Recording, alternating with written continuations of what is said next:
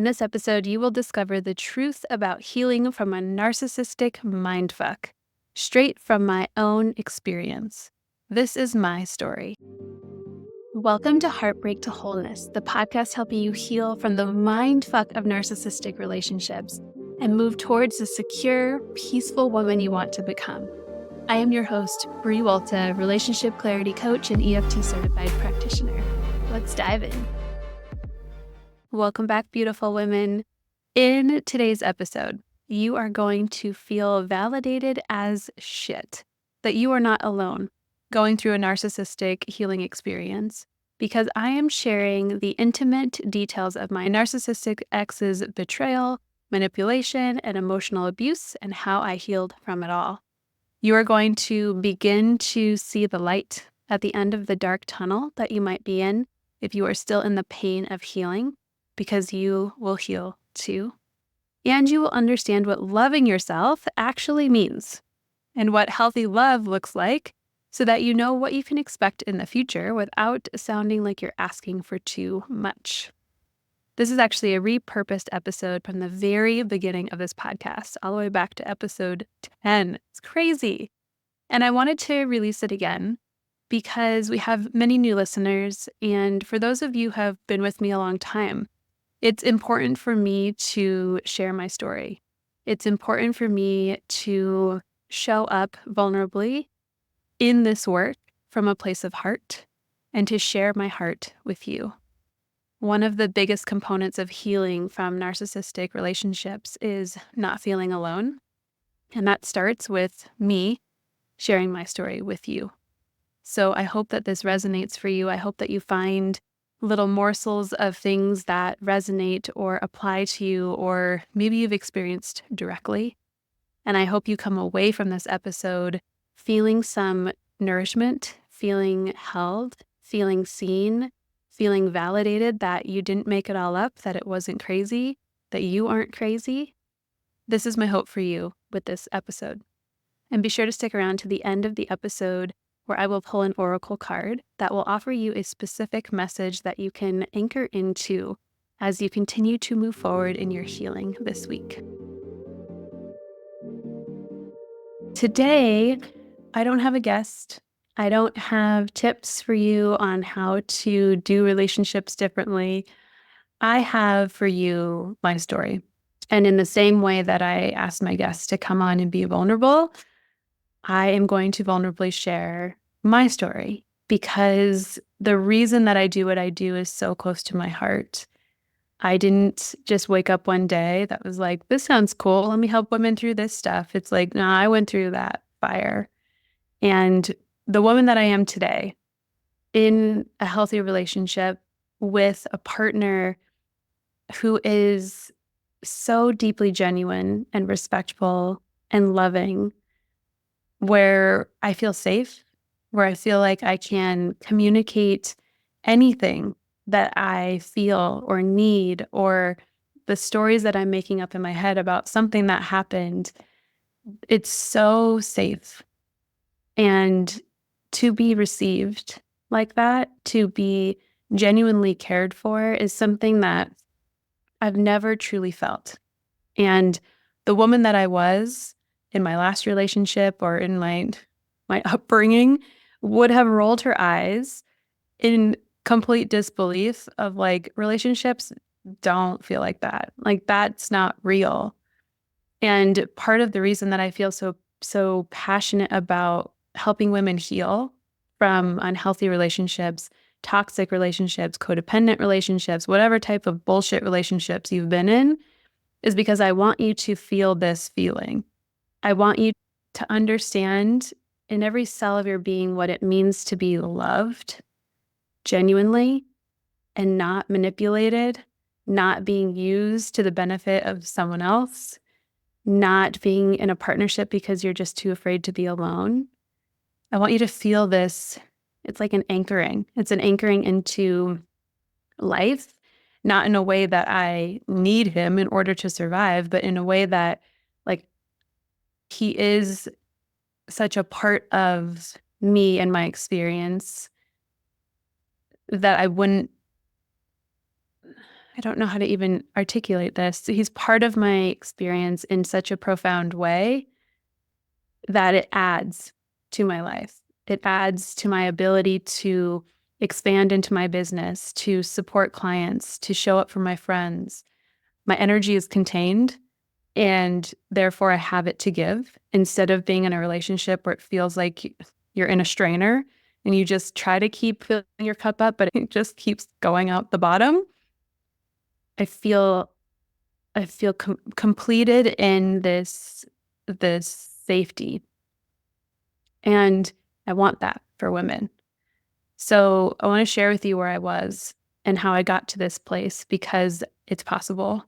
I've done it, clearly, and I help women do it every day. So where do I start?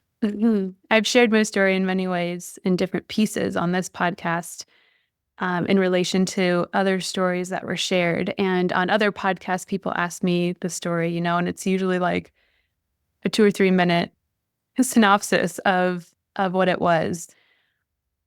But for you, I want to go a little bit deeper.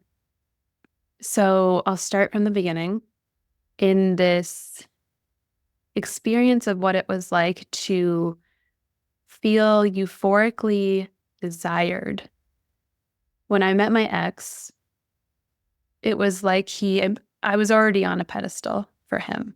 I was this person that he was seeking, that he would wait for. I was coming out of another relationship and trying to heal my heart from that. And he was what seemed to be this knight in shining armor. He wanted to listen to me process the other relationship. And it was the first time that I experienced a man like really wanting to hear what I had to say or hear my feelings, and reflecting that all back to me and saying things like, I love you and I'll wait for you to heal your heart, and I'll be here when you're ready and you deserve that time. And just, to me, I guess I had always sort of been the woman who wasn't sought after in the way of I'll wait for you, but it was more of me liking a guy and then him choosing me and then moving forward. So this was the first time that I experienced somebody like vocalizing that you're worth waiting for. And it felt good.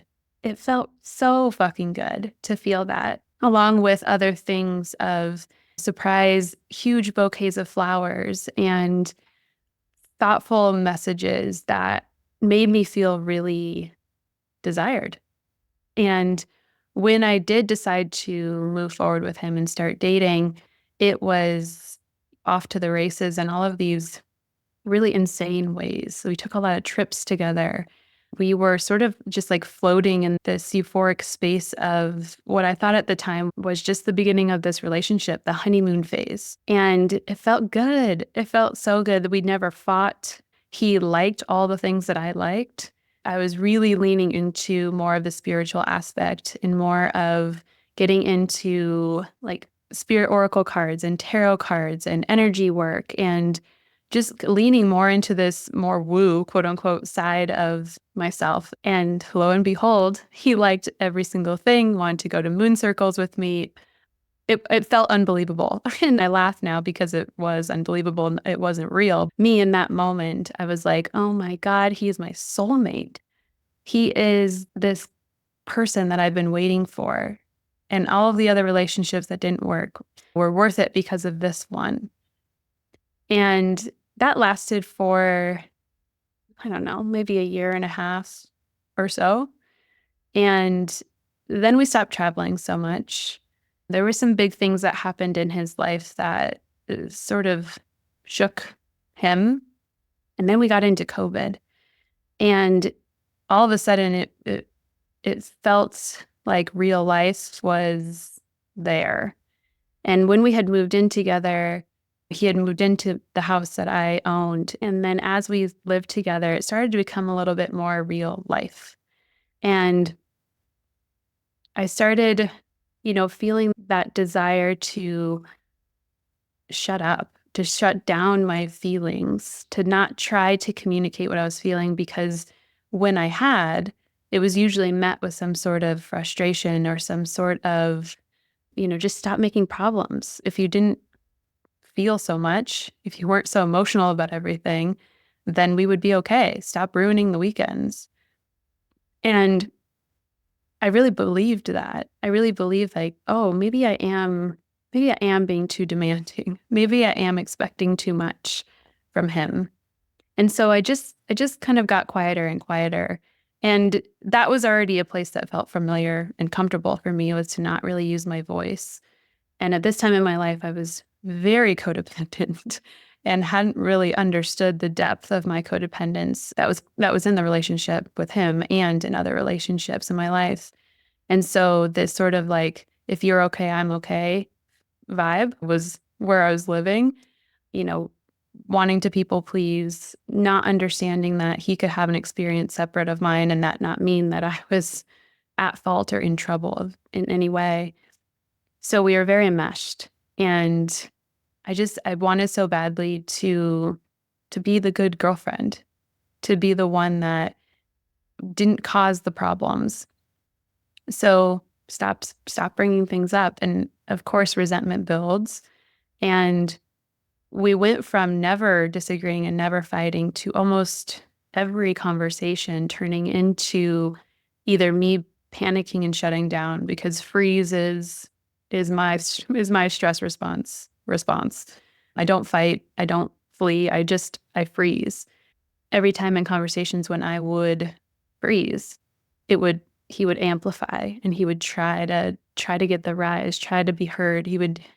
And I don't do well with yelling or like heightened emotion from trauma in my childhood. So it was all very uncomfortable. And I felt myself pulling farther away and feeling more unsafe somewhere in my subconscious. That wasn't like a conscious thought of, oh, this is an unsafe relationship. But there was part of me that was like, oof, we gotta protect over here. We gotta pull back. And I just remember so many conversations with my friends where it was like my mind was all consumed with him and what was happening and what I was doing wrong and how I could say a different word or approach a different thing, or what I was going to bring up in therapy that week with my therapist to try to do better, to try to fix it. And so many of my conversations with my friends revolved around that, around him. It was like he was the only thing in my life that I had space for, because it was just so consuming. What I didn't know then, but I know now, is that I was being gaslit in many ways. And so denying my reality, denying my experience of feeling something that was true for me. And when I would bring something up, him saying like, we already addressed that. We came to that conclusion yesterday. So much so that I really thought I was losing it. Like I really thought that I was crazy. And being in that experience was maddening. I started to really question my intelligence. Did I remember that wrong? Did we have that conversation? Why can't I make sense of what he's saying? I thought I was smarter than this, and really telling myself all of these things that he was telling me. And it happened slowly enough that you don't realize the pieces of you that are getting chipped away. My confidence was tanking completely, and my sense of self, I didn't know who I was anymore. I was just, my purpose, it felt like, was to just make this relationship better. It's like, I don't want to be with him, but I don't know who I am without him. And I knew that it didn't feel good. I remember very vividly telling my therapist at the time, like, relationships are just supposed to be hard.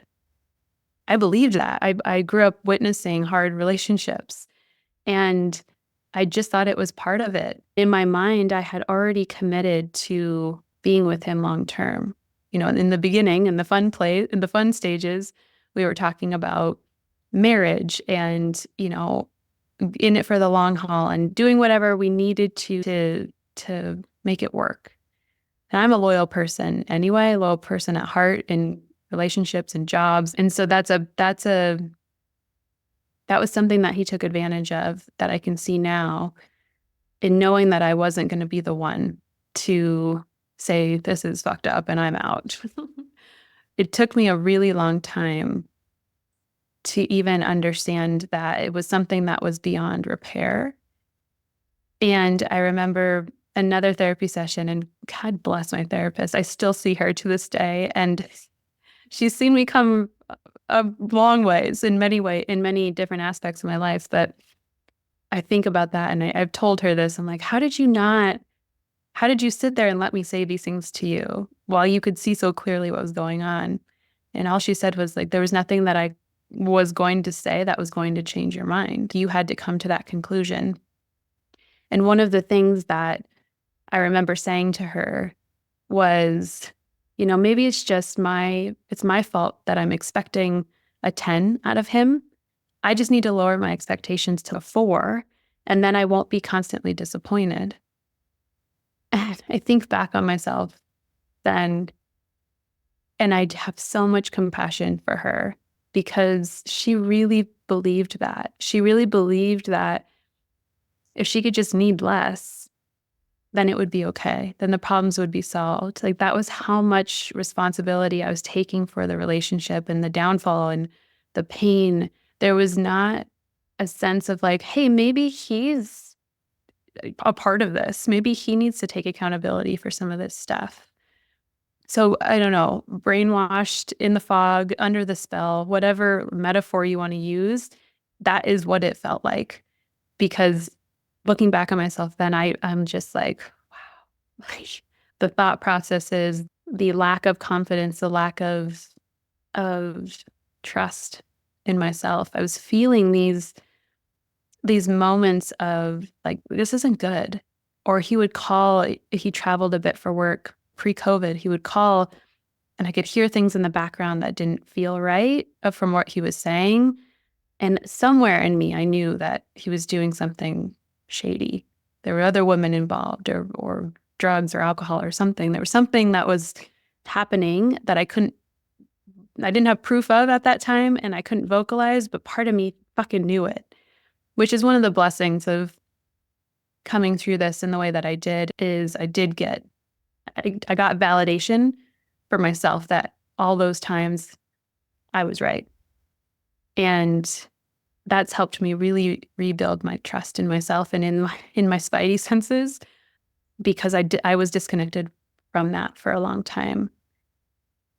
As we sort of progressed in this experience of it just feeling hard, feeling heavy, feeling hopeless, I was feeling a lot of anxiety. I was contemplating getting on anxiety medication because I just like couldn't manage what I now know was, again, all of this intuition around it not being safe. He wasn't safe.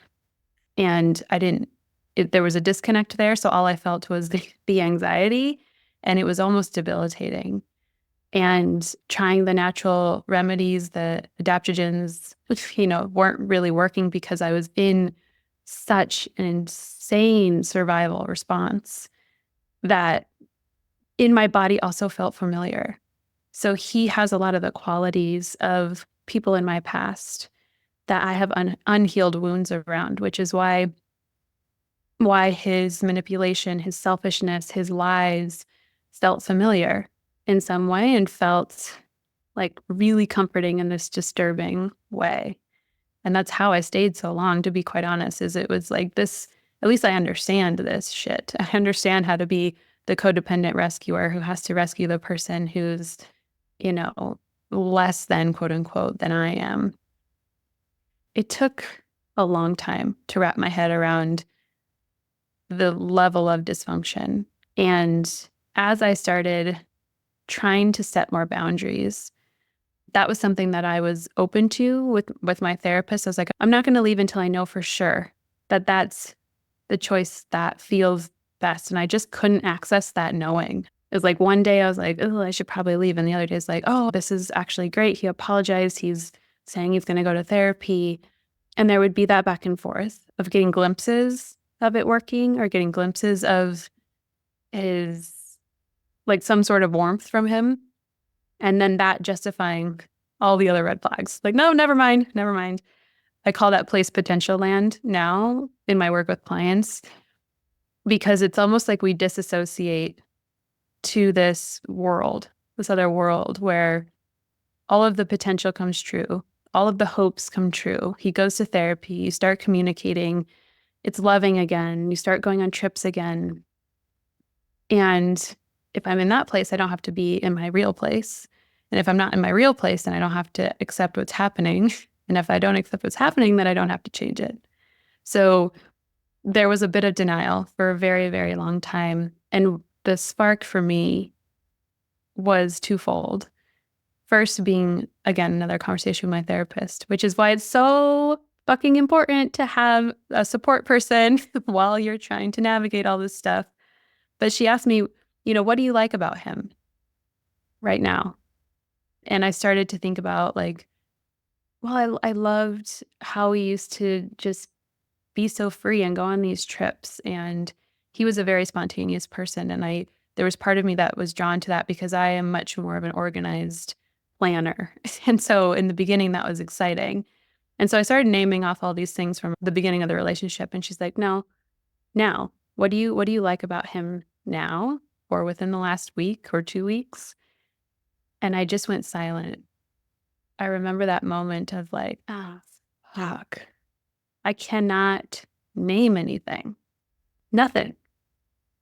That was the moment for me that the lights turned on and I was like, something's got to change here. So from that point, I was like, let's start setting boundaries. Let's start asking for our needs. And she really helped me build the confidence to be able to do those things. And as I started to do those things, I started to see behaviors from him that were not just like the relationship is hard, but this is scary now. And his outbursts or his reactions, again, that sort of when I would freeze, he would get bigger and he would yell. And it all became very clear that the more that I didn't allow him to have control of something, the more panicked he got, the more his mask sort of started falling. In so many ways, I wish that I wouldn't have had to experience the malicious intent of a person in the way that I did from him. But his maliciousness really allowed me to see him for who he was. And that helped me leave. So saying the words was the hardest thing I ever did. And the other part of the twofold that helped me leave was a conversation with a friend. And, I was back and forth all day long with a couple different friends, like totally taking them away from their life and their work. Cause I'm like, I'm ready to leave. Please help me like maintain this strength. And then I call them 10 minutes later. I'm not ready to leave. There's no way I can do this. I'm panicking. And it was just this ping pong back and forth. And one thing that my friend said was, either you're going to feel the pain of ripping this Band-Aid off, or you're going to live in the pain for the rest of your life. Like short-term versus long-term pain. And that stuck with me because in that moment, I realized there was no option where this felt good. I can do this quick pain. I can say the words, this is over, don't come home. I can say that versus living in this just bloody warfare for the rest of my life. But saying it, literally saying it to him, was the hardest thing that I ever did. Before the ultimate ending, we did take a break. We tried to go to couples therapy, and the therapist, which I really appreciated, she was like, you guys, this isn't going to work. Like, you need to take some space and you need to both sit with your codependency. And he was working through some other things at that time that didn't make it possible for us to engage in couples therapy. So she's like, I recommend you take some space. So we did. And he moved out for a little while and went and got some help.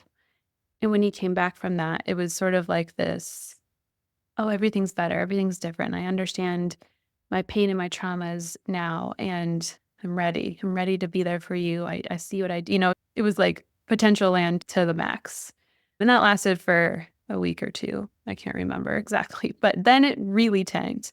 And then I got to this place of, I have to say the words. And thankfully, this sounds weird as something to be thankful for, but when I did break up with him, his behavior went from like a 8 on a scale of 10 to a 75. The intensity, the fear, the things that he did on purpose to try to hurt me were so outrageous. I went from living in sort of a naive world around like, people are all trying their best and giving people the benefit of the doubt to like, what nightmare am I in? And thank fucking God he's out of my house. Disbelief on how how I slept next to this person for 4 years. The behavior that he was showing was just incredible, to the point of needing to take extreme measures physically and move in homes, filing for a restraining order. It was scary. The thankful part for me was that I never second guessed going back because his behavior was so terrifying. A lot of my clients, when they leave, they're in sort of this limbo of like, oh, maybe I should go back and maybe it'll be better. And, when they have those feelings of being alone or feeling like they're going to be alone forever, they contemplate going back. That wasn't my truth. I never contemplated going back because of what I was experiencing for several months afterwards. But I did have those moments of like, oh, I'm going to be alone forever. And that was a big hesitation that I had towards leaving, was that, oh, if I leave him, who's going to want me?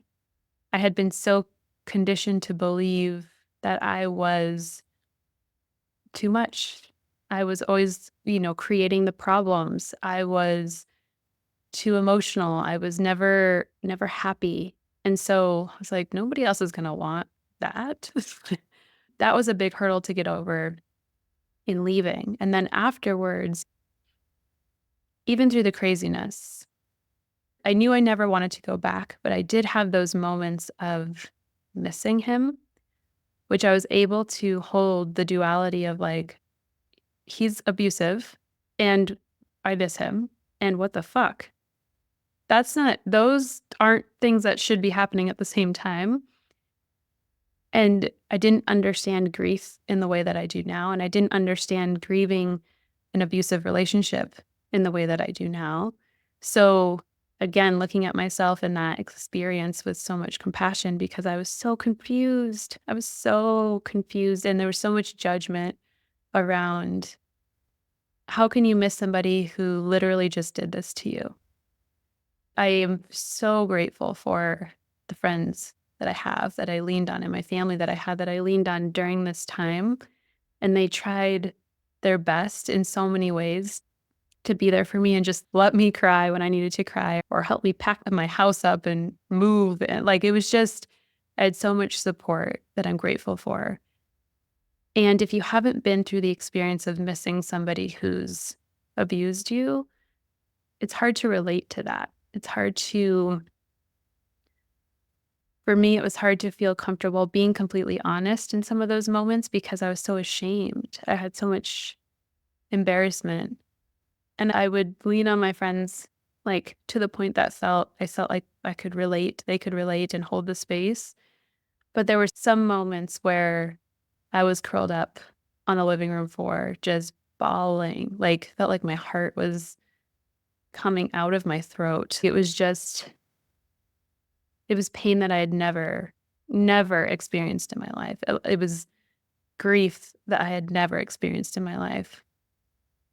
And up to this point in my life, I didn't really like allow myself to feel those things deeply. But this one was like I let myself go into that pain, into that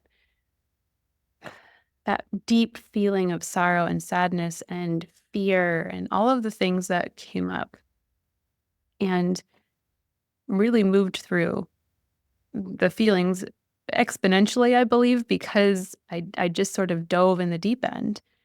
I remember calling my therapist after this ending happened and being like, we need to do brain spotting. I need to process this shit. He can no longer have control in my mind. And so I was very motivated, very motivated to make meaning, to find clarity around what happened so that I could move forward. The amount of control that I found out he had over me and my mind and my life was so disgusting that I was like, nope, I'm taking back control. And the finding clarity was so big for me. And that's what I feel really passionate about helping women do, is because when we have clarity, we can see what things are. And if we can see what they are, we can make changes, whether that's in a dynamic that we're in or a pattern that we have or just a tendency that we have when we get scared or start to feel alone or whatever it is. It's like, if I have understanding around that, then I could learn the tools necessary for that thing. You don't feel powerless. So I did. I dove in. I dove far in, and it was a really, really painful several months of healing from that experience, interlaced with him still finding ways to access me. It was hard. It was really hard to make sense of how somebody could behave that way. Malicious is the best word, because I believe that he is a malignant narcissist, and I don't have a diagnosis for him. I don't have any sort of anything other than my experience to back that up. So if you have been in an experience with a narcissist, I just fucking understand. You are trying to understand someone who lives on a different planet. And that's not, we're never fully going to understand how they can treat people without empathy, because we do. And so that was a big piece for me to try to work through and understand. And towards the end of the really acute healing phase, I started feeling fear around dating again. In so many ways, I had built this confidence back, and I bought a house, I moved homes, I was thriving in so many places in my life. It was almost like in the relationship, this slingshot had been pulled back, and I was at the point of tension. And then when I left, it was like ping, and I shot forward. So much happened in that year. I started this business. It was just incredible. It felt like time was warped in some crazy way. But in so many ways, I felt like the shit, to just put it simply. I'm like, if I can get through that, I can fucking do anything. And I still feel that way. But there was a part of me that was very anxious about the dating thing again. And I had never been on an app before this. Before him, I was in a relationship with somebody who we just connected through the communities that we were in. And before him, it was like met the people in college that I dated. And so I'm like, oh, I've heard really bad things about the dating apps, and I don't want to do that. I was having so much anxiety around just what the app would be like, that I just told myself that I had to make the profile to just get the lay of the land. So I made a profile on Hinge and swung a little bit the other way, and being very clear about what I did. At the time, my title was a toxic relationship coach. So that was listed on there. I think my first prompt was something along the lines of, like, we'll get along if, and I answered, you would have your own therapist or believe in therapy or something therapy adjacent. I designed my profile on purpose that way because I wanted to really weed out anybody who didn't align with my values. And one of those values being self-growth. And so it's important to me to be with someone who believes in introspection, and whether it's a therapist or a coach or plant medicine or, whatever it is that they're using to better understand themselves, that's a non-negotiable for me, because if you don't understand yourself, you're not going to understand how you're showing up for me. And we can't have those emotionally conscious conversations. So swung hard. I got some responses back from men that were like, "Oh, if you're a toxic relationship coach, I guess I can't pull the wool over your eyes." I'm like, "Great, bye." So it worked in so many ways. Um, and I had intentionally created this profile right before I was about to help co-facilitate 2 retreats. I was going to be gone for a lot of that January and February of that year. So, of course, like a few days before I needed to quarantine, because we were still back in quarantining days, I got a message from my now partner, John. And, he is someone that I knew 10 years ago in my college days. And we worked together really briefly. And so he reached out and said something very beautiful as a form of a thank you for something that I helped him with in that time. And we had lost touch for those 10 years. He had a big crush on me during that time, which I was not aware of. And so when we reconnected, it was just easeful.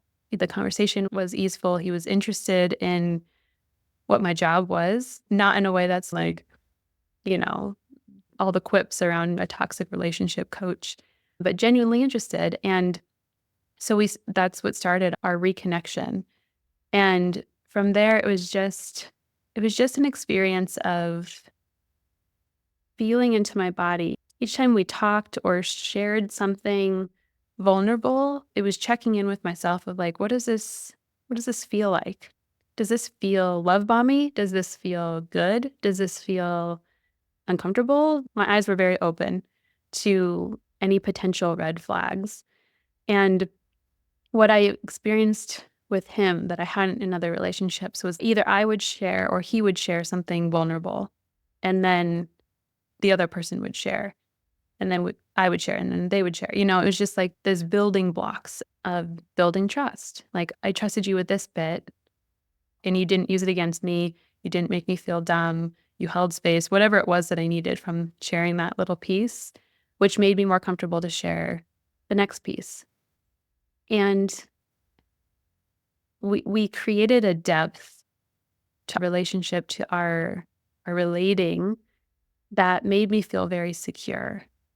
And I hadn't felt that safety. If I had one word to describe our relationship, it's safety. And I hadn't felt that. Like, it was so comfort. It was just like a warm fucking blanket, where I still had the passion. I still had the excitement to talk to him. I still had the passion when we were together. Like, obviously the physical connection is important, or it was important to me, and that was there. And in my mind, I was like, had been reading a lot about toxic relationships and narcissists and going down the rabbit hole of all the things. And they were like, you'll never feel the excitement or the euphoria again. Healthy relationships just don't feel like that. And that's something that I help my clients with often, is it's not going to feel the same roller coaster feels. Like, you're not going to have the euphoric high and then the dump, and then the euphoric high and then the dump. But you can be in a relationship that's like this steady, exciting ride. Like, it's the roller coaster versus the road trip.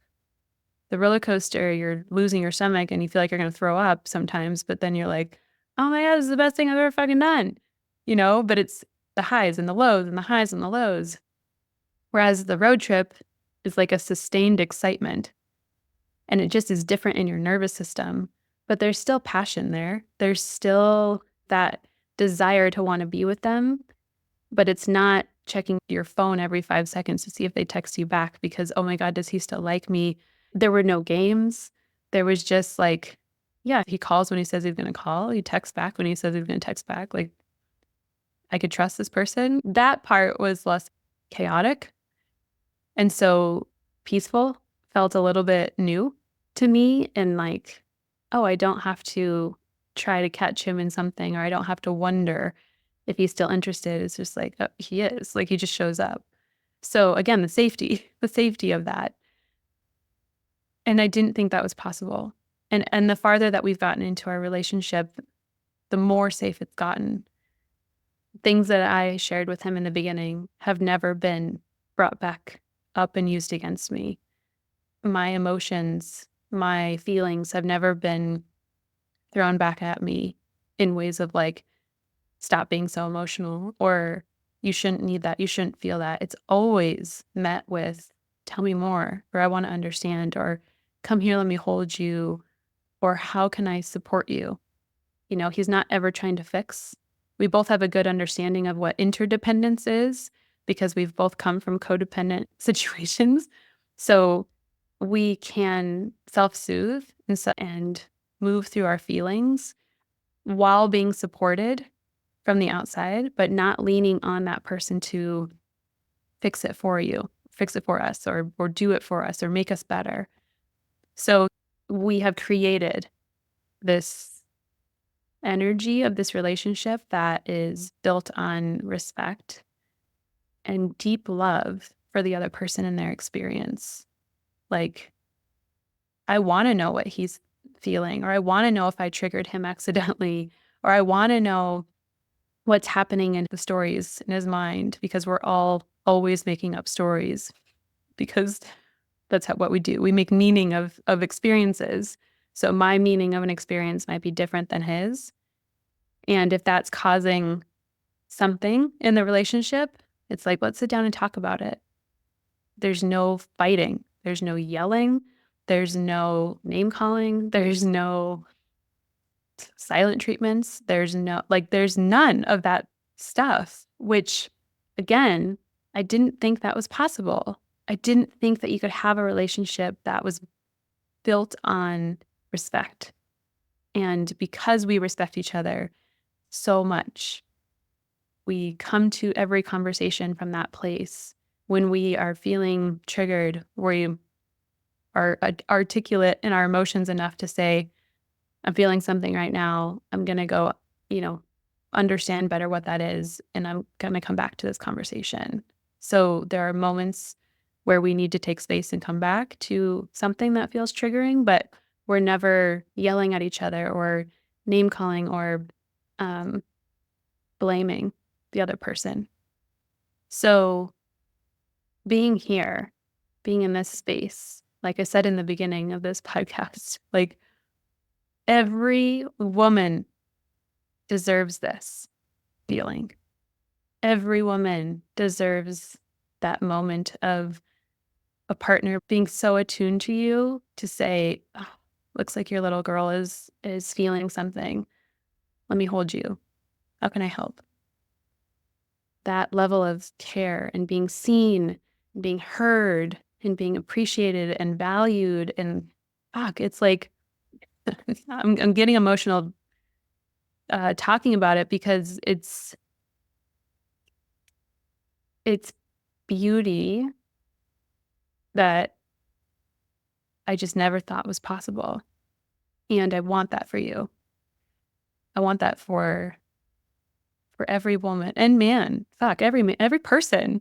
I just happen to work with women, but every person deserves to be treated this way in a relationship. And so to help women move past the blocks that keep them in relationships that aren't serving, to help them again find clarity around why they feel like they don't deserve love, or why they feel so comfortable with somebody who is destructive, helps them to heal those wounds so that they're not re-wounding themselves over and over again. They're not going to the dry well for water. I'm not going to this person hoping he's going to love me this time and then being shown that he doesn't again, and then feeling this pain, this wound be reinforced. Like, oh, I must not be lovable because he doesn't love me, and it's like you're living asleep. And that's why I named my business Lucid Living, because when we're awake, when we have clarity around our life and what we're doing, it's just such a different experience. Such a different experience. And I want that for you.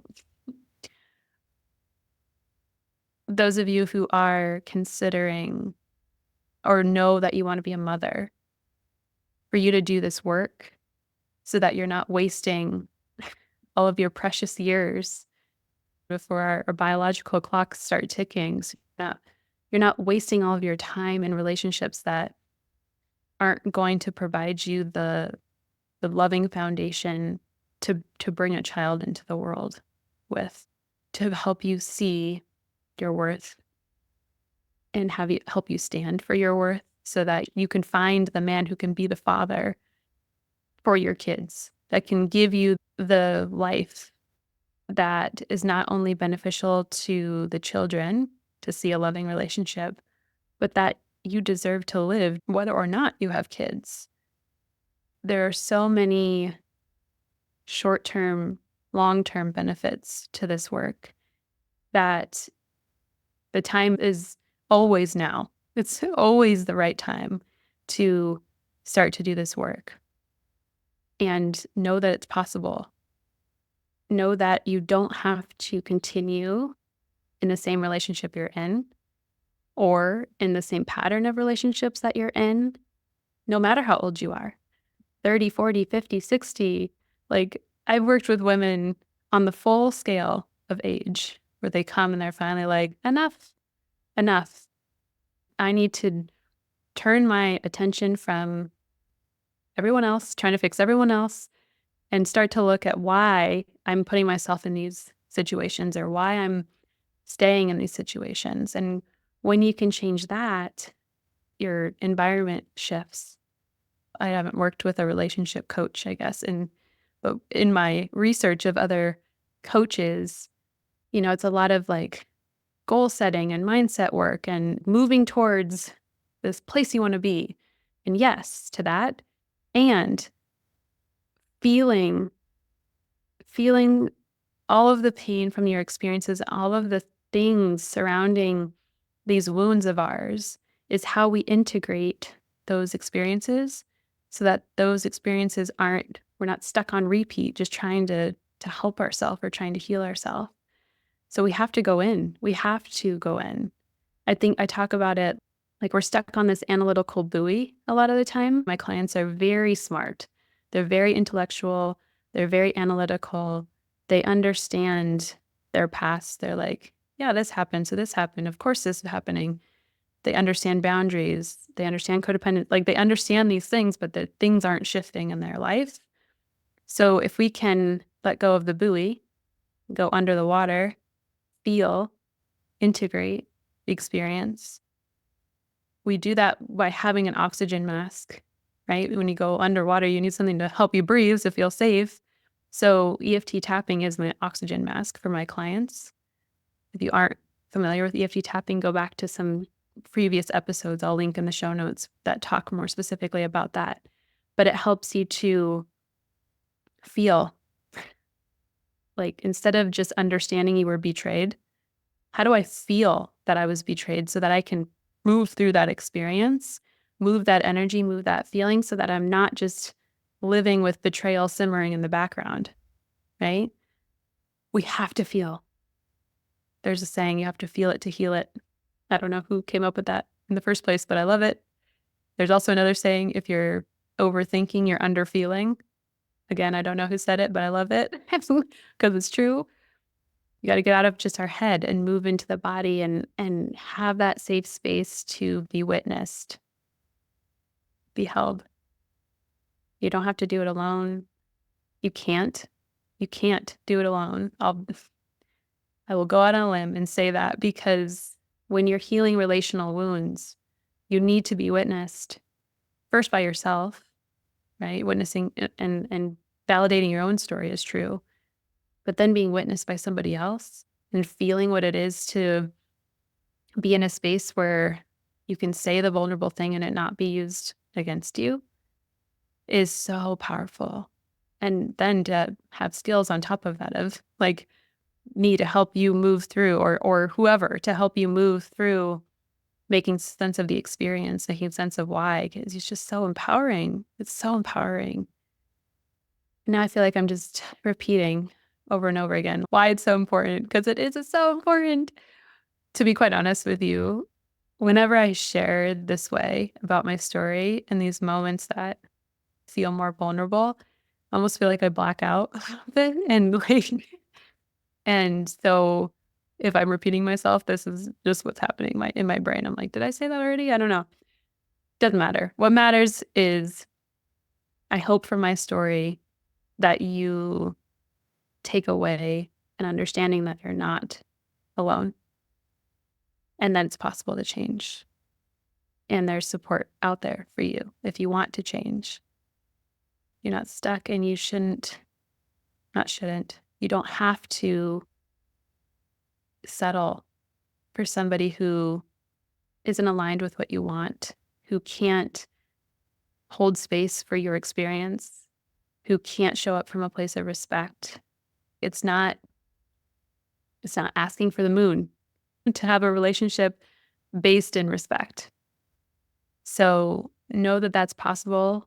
I know sometimes, when we start to identify our values and our needs and our wants, and we're like, oh, there's no way I'm going to find somebody like that checks all these boxes. Like I'm being ridiculous. I'm asking for too much.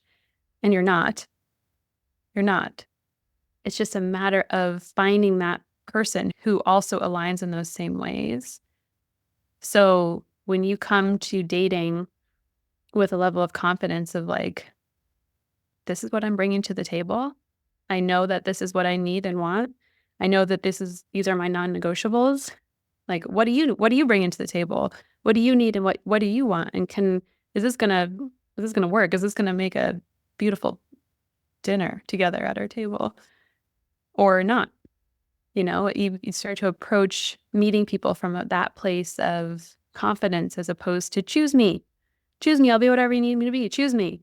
And then you self-abandon and you chameleon into whatever they need you to be. And then you build resentment and you're living in this painful place for years and years and years. You get to be choosy around the person that you're spending your life with. You get that is your right. I'm giving you full permission to do that. So I think that's it. That's where I want to end for today. If you have any questions, if any part of this story brought something up for you, please reach out to me. All of the links of the ways to connect with me are in the show notes. But know that I deeply care. And I until you can feel for yourself your worthiness, I will hold that for you. You're not alone.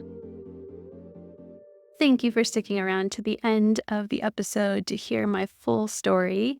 And I want to pull an oracle card because we did not do that in the original episode. So I'm just starting to shuffle the deck and thinking about what the message is that you as the listener need to hear this week. And the message comes from Crone. The card we got is Crone. It is a picture of a wise old woman with a very wrinkled face. Let me find Crone in the book and I will read you what she has to say. Crone, a sacred historian. She's here to comfort you. She brings a clear vision of what was, so that you remember that you have survived life's darkest times and have the scars to prove it. Her worn face is a badge of honor. She is no longer seduced by the shoulds of life.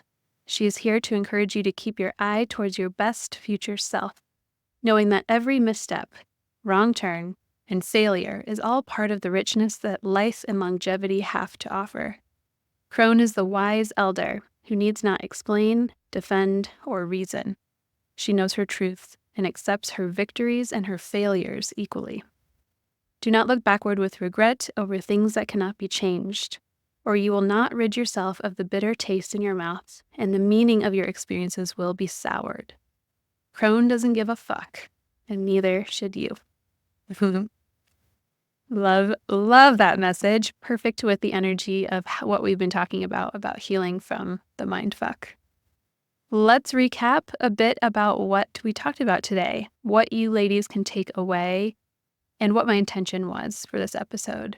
So from this episode, I really, really hope that you feel validated, that your experience is not unique, And not that you are not a special person, because you very much are, but that you're not alone in having experienced betrayal, manipulation, gaslighting, emotional abuse.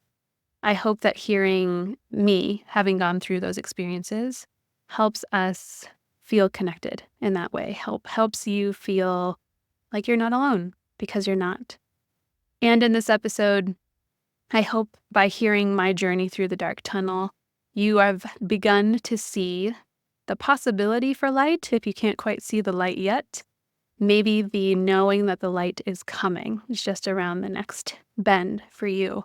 If you're still in that real dark place in your healing where you're stuck in the tunnel and rats are running over your feet and you don't know what direction you're going and you're stumbling and it's painful and it's heart-wrenching and you just want it to stop. Know that the light is coming. Know that you can heal from this too, just like I have. And from this episode, I hope you better understand what loving yourself actually means and how loving yourself is foundational for creating a healthy relationship in the future, and how loving yourself will give you everything that you need to be able to know what you can expect in a healthy relationship and not sound like you're asking for too much. To really be able to stand confidently in, this is who I am, this is how I show up in relationship, and this is what I deserve. Again, a very deep thank you if you made it all the way to the end of this episode. It means so much for me to share my story with you. And if you enjoyed this episode, I will point you to episode 40. It's called Finding Self-Love and Trust in Yourself so that you can heal from heartbreak and increase your self-esteem with EFT tapping. In that episode, I give you more of a tangible tool of what you can use to increase your self-esteem and learn to trust yourself as part of your healing experience. So you'll learn a little bit more about EFT tapping and how that tool can help you regulate your nervous system, be present with your emotions, process your grief, move through your experience so that you're not carrying this experience with you forever.